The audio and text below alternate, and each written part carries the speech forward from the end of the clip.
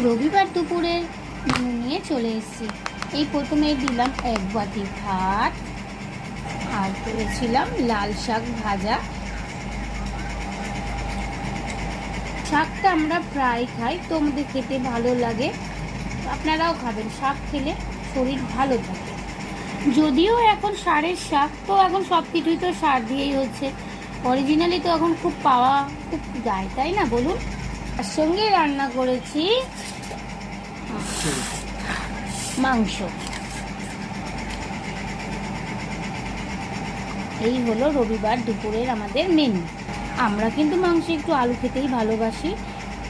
জানি না আমাদের মতন কে কে আছেন, দুটো করে আলু না হলে আমাদের ঠিক ভালো লাগে না।